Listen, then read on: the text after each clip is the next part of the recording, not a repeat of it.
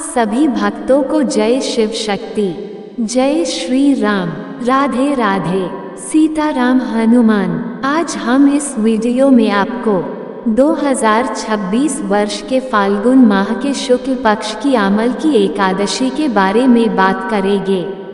हम इस वीडियो में इसकी कथा, महत्व, पूजा विधि, मंत्र, भोग, प्रसाद, दान, नियम और समय आदि के बारे में बात करेंगे। अगर वीडियो उपयोगी लगे तो लाइक और शेयर करें। पहली बार चैनल पर आए हैं तो सब्सक्राइब करना और बेल आइकन दबाना न भूलें, इससे आने वाले वीडियो की नोटिफिकेशन सही समय पर मिलेगी। अब हम इस वीडियो को शुरू करते हैं। सबसे पहले तो हम इसके समय के बारे में बात करेंगे। एकादशी के दिन हिंदू पंचांग में विशेष महत्व माना जाता है।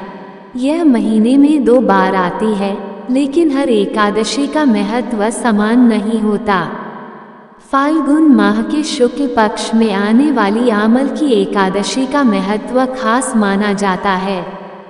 वर्ष 2026 में ये 27 फरवरी को मनाई जाएगी। इस दिन भगवान विष्णु की पूजा, व्रत और आंवला वृक्ष से जुड़े विशेष अनुष्ठान किए जाते हैं। मान्यता है कि भगवान विष्णु का वास आंवले के वृक्ष में होता है, इसलिए इस दिन आंवले के पेड़ और उसके फल की विशेष पूजा की जाती है। श्रद्धालु व्रत रखते हैं, पूजा पाठ करते हैं और कुछ विशेष उपाय अपनाते हैं ताकि जीवन की परेशानियां दूर हों और पुण्य प्राप्त हो। वैदिक पंचांग के अनुसार फाल्गुन माह के शुक्ल पक्ष की एकादशी तिथि 27 फरवरी को रात 12:33 से शुरू होगी और उसी दिन रात 10:32 समाप्त होगी।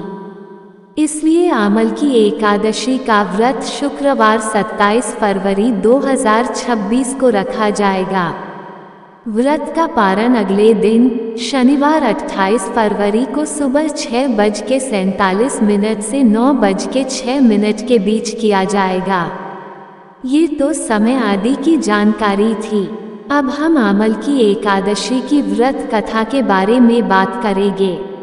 एक समय की बात है, माधाता जी बोले, हे वशिष्ठ जी, यदि आप मुझ पर प्रसन्न हैं तो ऐसे व्रत की कथा कहो जिससे मेरा कल्याण हो।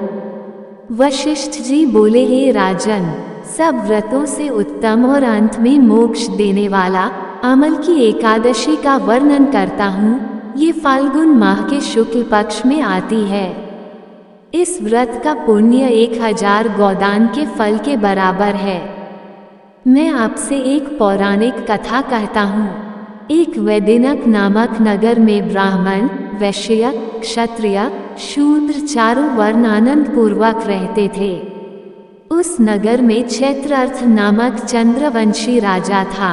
वह महाविद्वान तथा धार्मिक था। वहाँ के निवासी वृद्ध से बालक प्रत्येक एकादशी का व्रत करते थे। एक समय फाल्गुन मास के शुक्ल पक्ष को आमल की नामक एकादशी आई। उस दिन राजा से प्रजा तक, वृद्ध से बालक तक सबने हर्ष सहित उस एकादशी का व्रत किया।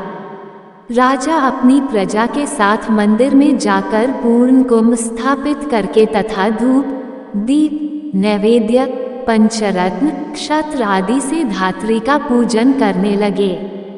वे सब धात्री की इस प्रकार स्तुति करने लगे, हे धात्री, तुम ब्रह्म स्वरूप हो, तुम ब्रह्मा जी द्वारा उत्पन्न हो और सारे पापों को नष्ट करने वाली हो, तुमको नमस्कार है।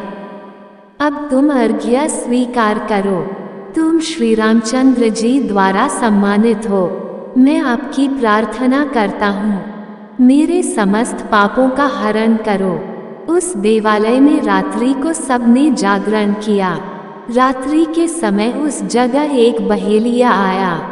वह महापापी तथा दुराचारी था। वह भूखा प्यासा था। उस जगह बैठकर विष्णु भगवान की कथा व एकादशी महात्म्य सुनने लगा। बहेलिया ने उस रात्रि को अन्य लोगों के साथ जागकर व्यतीत किया। प्रातःकाल होते ही सभी लोग अपने अपने घर गए। कुछ समय बीतने के पश्चात उस बहेलिया की मृत्यु हुई और उस आमल की एकादशी के व्रत तथा जागरण के प्रभाव से उसने राजा विदुरथ के घर जन्म लिया। उसका नाम बसुर्त रखा गया।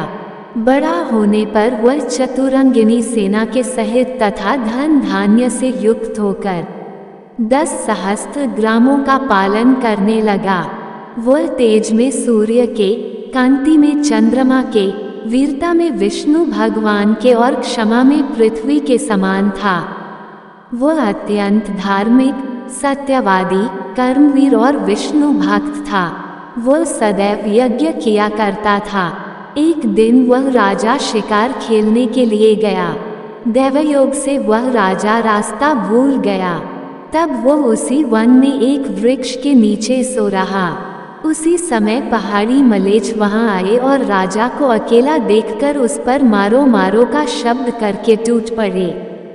वे मलेच्छ कहने लगे कि इस दुष्ट राजा ने हमारे संबंधियों को मारा है तथा देश से निकाल दिया है, अतः इसे अब अवश्य मारना चाहिए। ऐसा कहकर वह मलेच्छ राजा पर अस्त्र शस्त्र का प्रहार करने लगे। उनके अस्त्र शस्त्र राजा के शरीर पर गिरते ही नष्ट हो जाते और उसको पुष्पों के समान प्रतीत होते। उन मलेच्छों के अस्त्र शस्त्र उन पर उल्टा प्रहार करने लगे, जिससे वे मूर्छित हो गए। उस समय राजा के शरीर से एक दिव्य स्त्री प्रकट हुई, जो अत्यंत सुंदर तथा सुंदर वस्त्रों तथा आभूषणों से अलंकृत थी। उसकी भृकुटी टेढ़ी थी, आंखों से लाल लाल अग्नि निकल रही थी। वह मलेच्छों को मारने दौड़ी और समस्त मलेच्छों को काल के गाल में पहुंचा दिया। अब राजा जब जगा तब इन मलेच्छों को मरा हुआ देखकर सोचने लगा कि इन शत्रुओं को किसने मारा है। जब वह राजा ऐसा विचार कर रहा था, तभी आकाशवाणी हुई और कहने लगी, हे राजन, इस संसार में तेरी विष्णु भगवान के अतिरिक्त कौन रक्षा कर सकता है। इस आकाशवाणी को सुनकर राजा अपने नगर को वापस आ गया और सुखपूर्वक राज करने लगा। महर्षि वशिष्ठ जी बोले, हे राजन, ये सब आमल की एकादशी के व्रत का प्रभाव था। जो मनुष्य इस आमल की एकादशी का व्रत करते हैं, वे सब प्रत्येक कार्य में सफल होते हैं और अंत में विष्णुलोक में जाते हैं। ये तो आमल की एकादशी की व्रत कथा थी। अब हम बात करते हैं कि एकादशी के दिन भगवान श्री हरि विष्णु को किस मंत्र से प्रसन्न किया जाए। भक्तजन इस दिन व्रत रखते हैं और पूजा पाठ करते हैं। जो भी भक्तजन इस दिन भगवान श्री हरि विष्णु को प्रसन्न करना चाहते हैं, तो आप ओम नमो भगवते वासुदेवाय नमः इस मंत्र का 21 या 108 बार जाप जरूर करें। ये भगवान श्री हरि विष्णु का बीज मंत्र है। ये तो मंत्र की बात थी। अब हम बात करते हैं कि भगवान श्री हरि विष्णु को एकादशी के दिन किस चीज का भोग लगे। इस दिन भक्त जन ऋतु अनुसार फल का भोग लगा सकते हैं और घर में बनाई हुई मिठाई का भोग लगा सकते हैं। ये थी अमल की एकादशी की कथा, मंत्र, भोग, प्रसाद आदि की जानकारी। इस वीडियो में इतना ही। अगर वीडियो उपयोगी लगे तो लाइक और शेयर करें। पहली बार चैनल पर आए हैं तो सब्सक्राइब करना और बेल आइकन दबाना न भूलें। इससे आने वाले वीडियो की नोटिफिकेशन सही समय पर मिलेगी। जय शिव शक्ति, जय श्री राम, राधे राधे। ओम नमो भगवते वासुदेवाय नमः।